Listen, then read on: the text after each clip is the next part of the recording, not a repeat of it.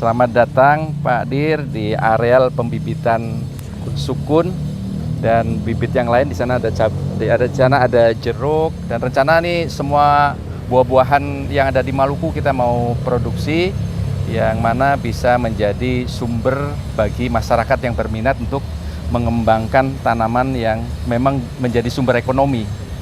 Nah, kita ada menghasilkan bibit sukun namanya bibit sukun tengah-tengah, di mana bibit varietas ini sudah dilepas 2 tahun yang lalu, dan kita sudah berhak untuk mengembangkan lebih luas lagi. Harapannya program sukun di Maluku ini bisa berkembang dengan cepat, dengan mungkin lebih luas lagi, karena saat ini harga buah sukun mahal. Satu buah itu bisa 35.000, Pak Dir.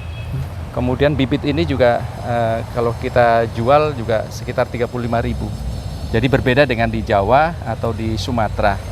Nah, ini punya keunikan, sukun tengah-tengah ini punya keunggulan, rasanya sangat enak, banyak diminati, dan sudah dikenal baik oleh Presiden, Ibu negara, dan juga kalangan-kalangan pejabat serta masyarakat luas di Maluku ini.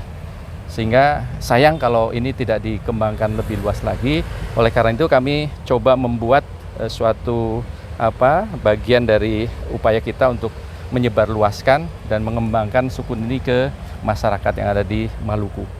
Jadi upaya ini terus kami lakukan bersama Dinas Pak Doni, Pak Kadis Maluku Tengah, Pak Arsad, dan harapannya ini bisa menjadi topangan, apalagi menyangkut kerawanan pangan, ketahanan pangan ke depan yang memang perlu sumber pangan alternatif yang cocok untuk di Maluku.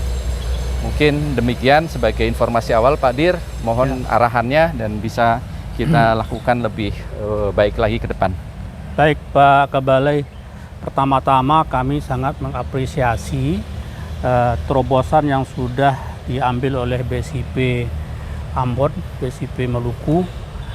Kami tahu persis di tengah-tengah keterbatasannya dengan masih banyaknya bintang-bintang, tapi tetap bisa berjalan, dan ini wujud nyatanya. Dan sukun adalah komoditi yang harapan kita ke depan. Pak Kabalai, saya sebagai peneliti, Pak Kadis, buku pertama saya tulis itu adalah buku sukun, budidaya sukun, sebagai peneliti buah-buahan saya. Jadi pertama kali saya menulis buku itu adalah buku sukun. Dan sekarang sukun ini merupakan suatu komoditi harapan di konsep Presiden terpilih. Visi misinya swasembada pangan itu secara implisit disebut komoditi sukun. Dan Maluku merupakan daerah yang sudah terkenal dengan sukunnya, citra rasanya. Nah, maka apa yang sudah dilakukan, melepas berita sukun tengah-tengah ini sesuai, ini tengah-tengah. Ini harus nanti menjadi sasaran untuk mengisi perut tengah gitu. Jadi sukun ke depan merupakan diversifikasi pangan. Harus kita sosialisasikan, harus kita edukasi bahwa sukun itu tidak hanya sebagai makanan pelengkap, tidak hanya sekedar cemilan, tetapi bisa berfungsi sebagai makanan pokok. Kenapa? Karena kalau kita lihat dari kandungan gizinya, buah yang paling kandungan karbonnya paling tinggi itu adalah sukun. Maka tinggal kita nanti mengedukasi masyarakat, kalau sudah makan sukun ya nggak perlu makan nasi lagi. Nah, nanti ini bisa sejalan dengan program pemerintah ke depan, adanya program makan siang gratis. Gimana? Dari Ambon, dari Maluku kita mulai pangan gratis itu, makan gratis itu disupport dengan komoditi-komoditi unggulan lokalnya. Jadi sehingga ketahanan pangan kita itu nanti bisa tercapai. Kalau kita bergantung kepada satu komoditi saja itu riskan, berbahaya. Kita dengan kondisi sekarang menghadapi El Nino, kemudian La Nina, dan sukun itu yang adaptif terhadap kondisi perubahan El Nino dan La Nina. Kita mengetahui kalau beras itu sangat mahal, butuh air banyak gitu kan. Maka sukun itu tidak. Maka untuk ketahanan suatu bangsa, maka kita harus punya berapa sumber cadangan makanan, dan itu bisa dipelopori dari Maluku, karena Maluku sudah punya komoditi sukun yang sangat potensi sebagai diversifikasi pangan, sebagai pangan pengganti. Oleh karena itu Pak Kabalai, Pak Kadis, Pak Kabid, ini harus didorong lagi, dikembang lagi, nanti disinergikan dengan program-program ke depan. Ada program pangan gratis, ada swasembada pangan. Sukun harus ada di situ untuk mensukseskan program itu. Sukun ada dalam bagian program-program itu.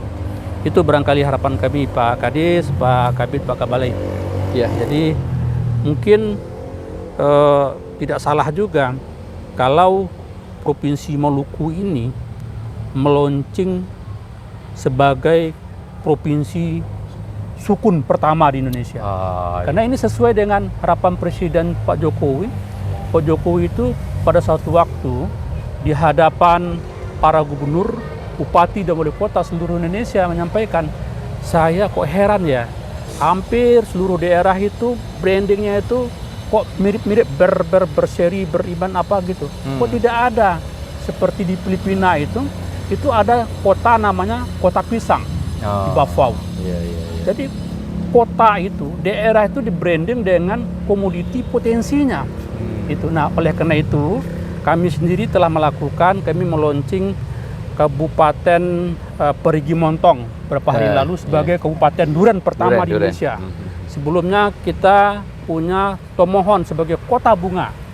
Nah, nanti akan muncul sesuai arahan Pak Presiden, kita akan dorong nanti seluruh daerah itu di branding dengan kekuatan, dengan prioritas unggul dia, sehingga orang akan mengenal. Nah, kalau bicara sukun mana? Oh, Maluku gitu kan, karena memang dia punya di sini.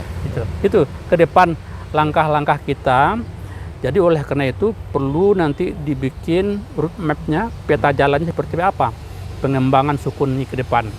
Ini sukun akan menjadi bagian untuk mensupport swasembada pangan, gitu kan. Berapa sukun ini nanti berperan di situ, itu perlu. Nah, untuk itu kita kalau katakanlah untuk pangan gratis, makan siang gratis itu, apakah SD, SMP, dan itu perlu sekaligus sambil mensosialisasikan, sambil mengedukasi bahwa kalau sudah makan sukun, ya sudah makan itu. Nah, selama ini kan kita masih memposisikan sukun itu sebagai makan tambahan, cemilan. Habis makan sukun, belum makan, ini makan nasi lagi. Tidak akan tercapai kita swasembada, tidak akan tercapai ketahanan pangan kita. Itu PR kita. Ya, terima kasih Pak Dir. Ada informasi Pak Dir, kami sudah melakukan gerakan tanam. Pak Gubernur yang meluncing waktu itu sama-sama Pak Dir juga ikut secara online waktu itu. Dan semua kabupaten kota, ada 11 kabupaten kota mengikuti dan menanam sukun di masing-masing kabupaten kota itu. Kemudian Pak Dir, ada satu kabupaten namanya MBD, Maluku Barat Daya. Mereka mencoba mengamankan hasil panennya. Sukun itu dibuat gaplek. Itu dipakai saat kemarau, saat tidak ada pangan, mereka tinggal mengambil menjadi pengganti bahan pangan seperti nasi. Jadi sudah jadi cadangan yang sudah dilakukan di Maluku Barat Daya. Nah, ini inovasi di beberapa tempat dan semangatnya masih sama Pak Dir. Bagaimana mengamankan pangan di Maluku dengan sebaik-baiknya, tidak ada gejolak-gejolak, dan kita memanfaatkan potensi lokal yang ada di Maluku.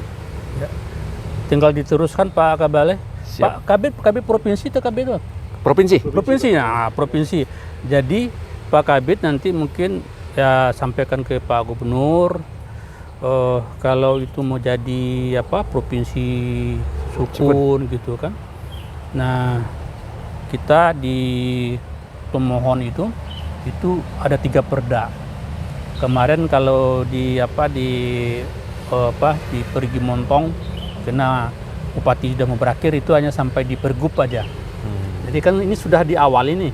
Sudah diawali dengan kemarin gerakan penanaman. Nah, tinggal dilanjutkan nanti.